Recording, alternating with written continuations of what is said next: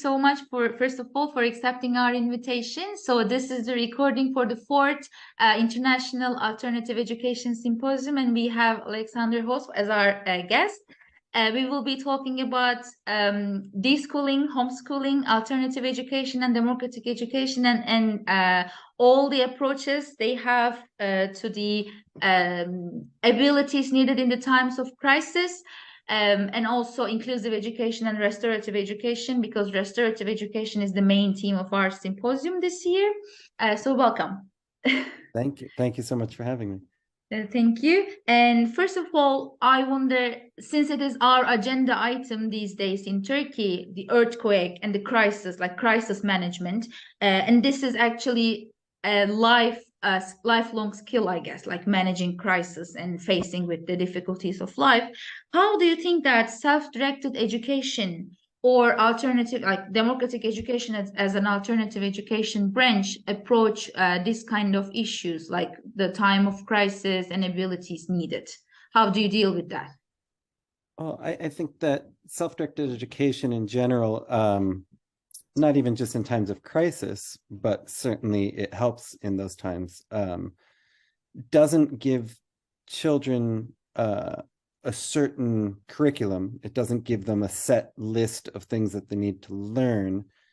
And it also doesn't give one the sense that they need to listen to an authority.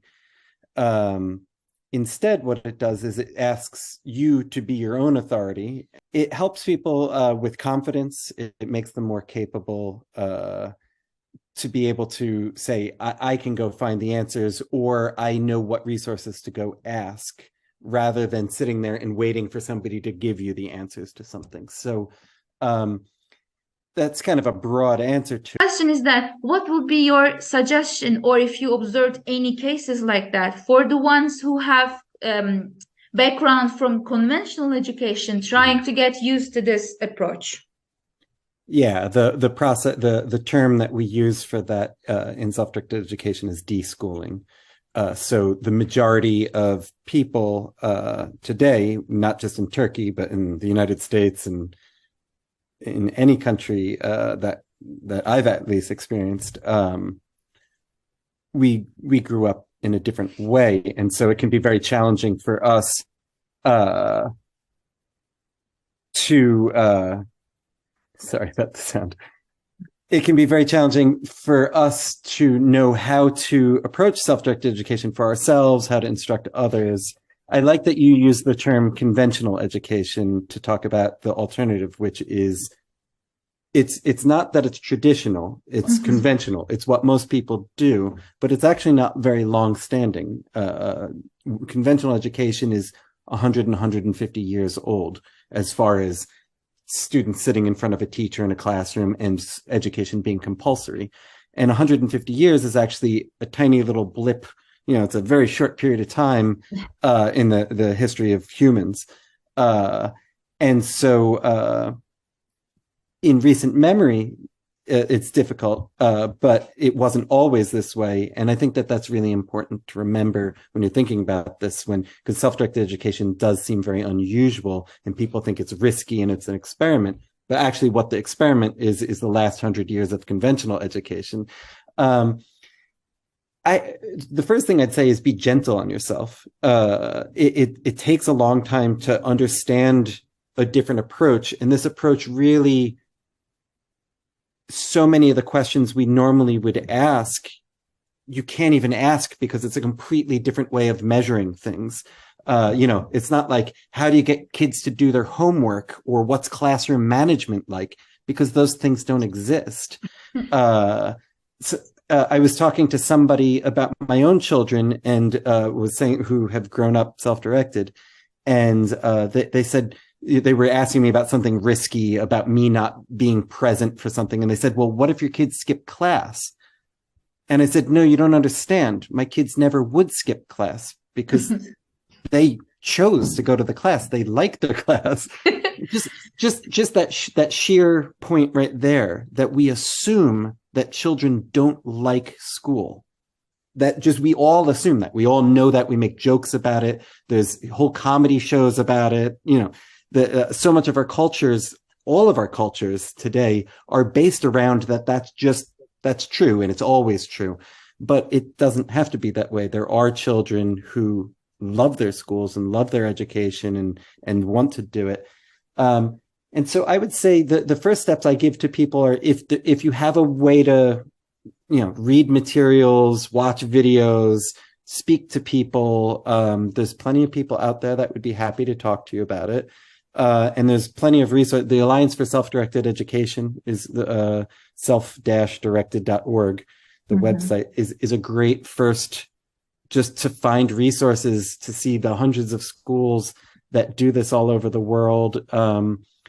And I think it's also important that there's no necessarily right way to do it, or that you need to be a purist at it. I think approaching it, and and then as far as how you approach children, it's really just stopping and listening to them and giving them space and time and trusting them. It's just about trust. It's saying that we all inherently want to learn. We all learned how to talk and walk and do all of the basic functions of being a toddler without it being imposed on us. And I promise you, because I've watched many young people go from being toddlers up to adults through this type of education, if you just step back and trust them, they will continue that. They will just keep learning. They will just keep challenging themselves. It's not going to look the same way. Like, one of my kids didn't start reading until he was 9 or 10. Now he's, just in the same way that, that same kid was walking when he was 8 months old, walking at 8 months old. And many, many children don't learn to walk until they're 18 months old. But if you look at an 18-year-old, is there any difference as far as their ability to walk now? Like, do you see a difference between the 8-month-old and the 18-month-old at 18 years old? And so I think that it's really,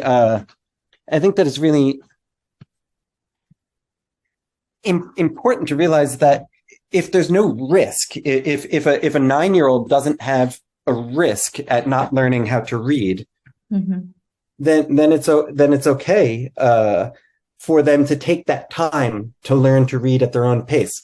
My 5-year-old daughter was crazy about reading at like 3. I mean, she wasn't reading novels or anything like that, but she loved reading and embraces it so much. Each kid has different interests, and some of them love to read, and some of them are more tactile, use the physical. But and it can be a risk to not be reading at 9 years old. That it gets complex as far as that goes. But allowing children to have as much space and time as you possibly can for them to be able to make their own decisions and to be there, not to be neglectful. That doesn't mean being like, good luck, kid, figure out your education. You still have to be present for them.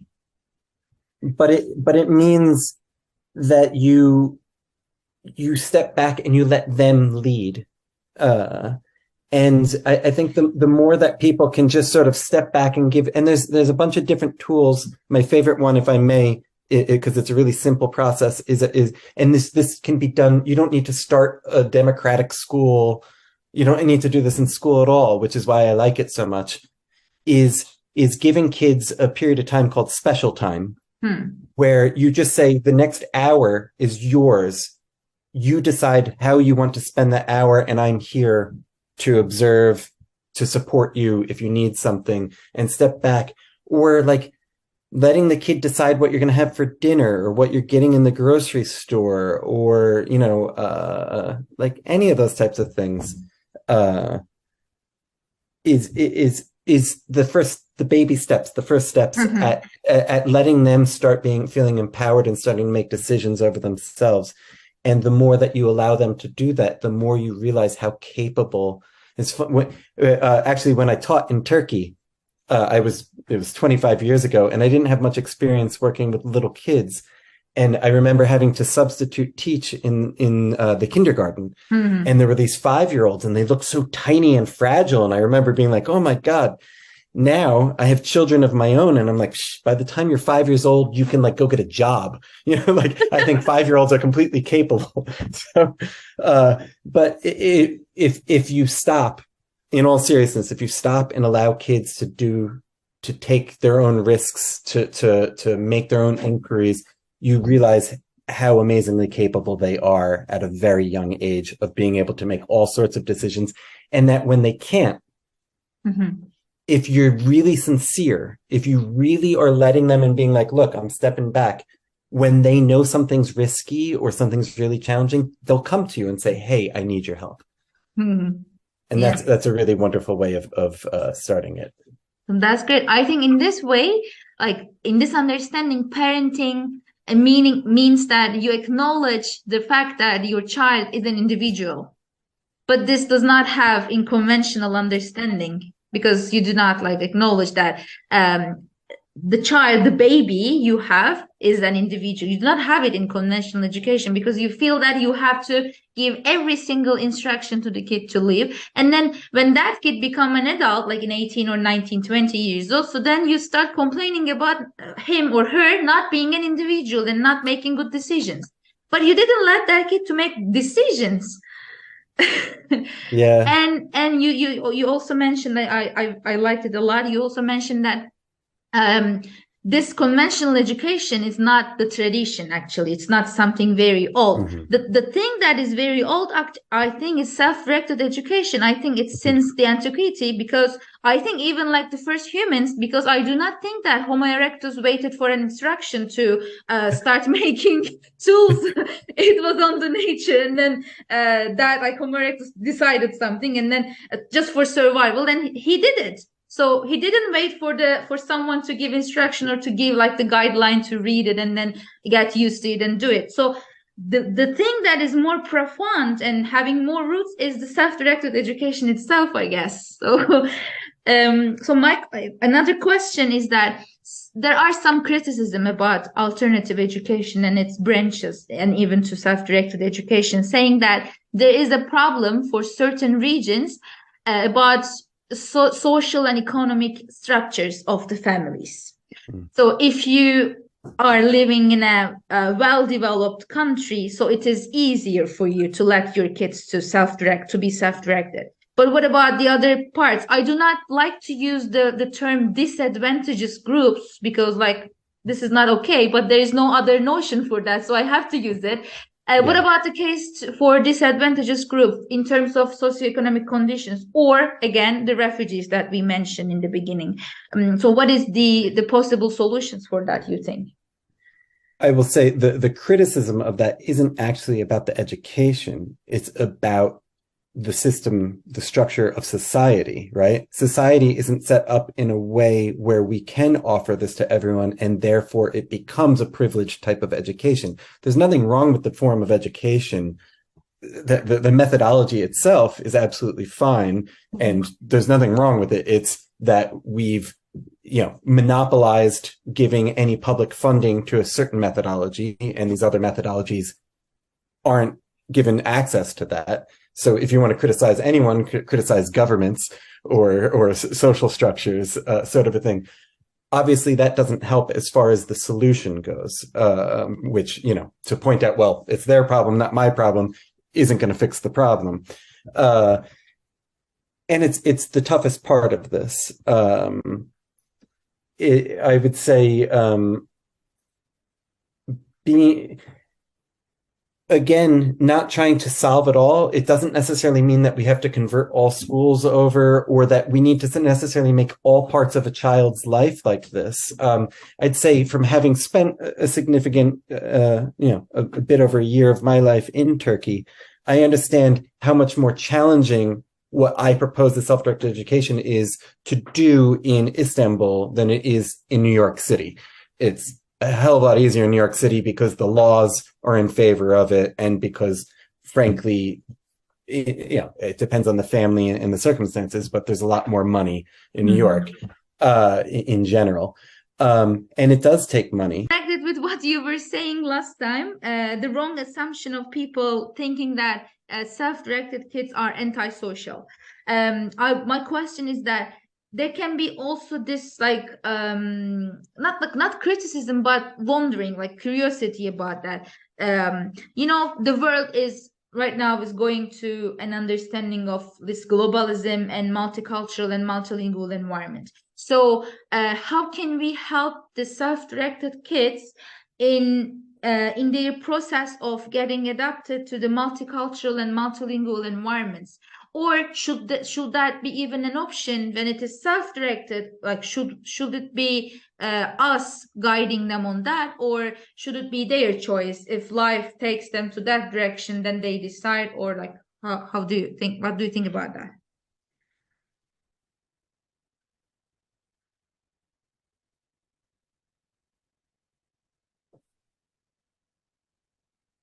Can you hear me okay? Yes,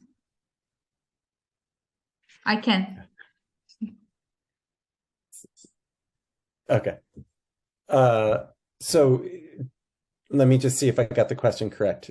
So should it be the choice of the children as to the direction that their life goes? Is that? And it is connected with like the multiculturalism and multilingualism, since like the changing world also does require that some things. Yeah, I think that you know, the short answer is that each person is responsible for their own life, even when they're young, and that yeah, I do see it as each individual, including each child, should take the responsibility of their own. Like when you were giving the example of your students saying the teacher's wasting time as you sat there waiting for them to quiet down, we have this assumption that the teacher is responsible for the classroom, the time the teacher is responsible for, they're going to take care of it. But self-directed education says, no, you're responsible for, we're all, if we're going to be here in a class together, each one of us is responsible for the time. And it shouldn't be up to one person. We should all collectively decide how we're going to do it. And if we're wasting the time, then it's our responsibility. And that really shifts things. Can you hear me okay? Yes, no problem. I can. Okay. So so each person is responsible for making their own choices. With that said, a lot of people say, well, young children don't know what's out there in the world. And so, you know, how can you just what it's about? And I will say adults, and I want to add and elders, which is a whole part of society we've basically shunned and pushed off. Adults and elders, and even older children, their responsibility is to help show what the possibilities are. And this is the reason why age mixing is really important in self-directed education. This is the reason why I don't think you should have just a bunch of 7-year-olds all together, because 7-year-olds don't learn from 7-year-olds, or don't learn as much. 7-year-olds want to learn from 9-year-olds, and 9-year-olds want to learn from 12-year-olds. And no 12-year-old wants to learn from a 48-year-old or whatever. That they want to learn from the people just a little bit older than them, both because they can see the skills that they have, and it's a small step up rather than a huge leap. And because, frankly, that's who's cool to them. That's their role model, is the person a little bit older than them. Not to say that the older person can't learn from the younger person, but in fact, the reason why alternative education is such a challenge is because it's an alternative, we don't have role models, right? When I started out doing this, I didn't know anyone else who was doing it. So it became scary. It was risky. I didn't have a person to ask questions to when things went wrong and all of that.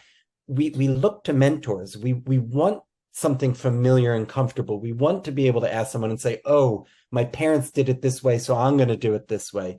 And so when you decide to do something unconventional, that it becomes scarier and it becomes harder because we don't know who to ask. But ultimately, you are responsible for your own life. You're responsible for making your own decisions. I'll say, can I tell just a quick little, there's a story in a book by a gentleman named Chris Mercoliano, who started a school, or he didn't start. He was the director of the Albany Free School, about a few hours north of New York City. And he wrote a bunch of really nice books. And in one of them, his school only went up to about 14-year-olds, right? And then after that, at the time, at least when he wrote the book, there was no self-directed school for high school. And so there was a kid who went to his school that was self-directed his whole childhood, and then went to a conventional high school and came back to visit Chris at the school the next year. And Chris said to him, well, how is it? How is public school? Is it hard? Is it easy? You know, what are you doing? And the kid said, oh, it's so easy. And he said, really? And he said, yeah, you just have to do what they tell you to do. Yeah. And I think that that's such an important point. It's so much easier just to be told what to do. And it's so much harder to have to make the decisions for yourself. That's so true. Self-directed education can be really challenging in many ways. It can be you taking on that responsibility. Yeah, that's great. That was great. I hope that answered the question. Yeah, that answers many things, I guess. Actually, all of your answers was so helpful. And just like what, John, just one last thing. Do you have any message to the audience here? Like just one last message to them, or any wishes, any suggestions? I would say maybe it's related but unrelated. It's very much related in my eyes, is playfulness. We don't celebrate it enough for children, but we don't celebrate it enough for ourselves as adults.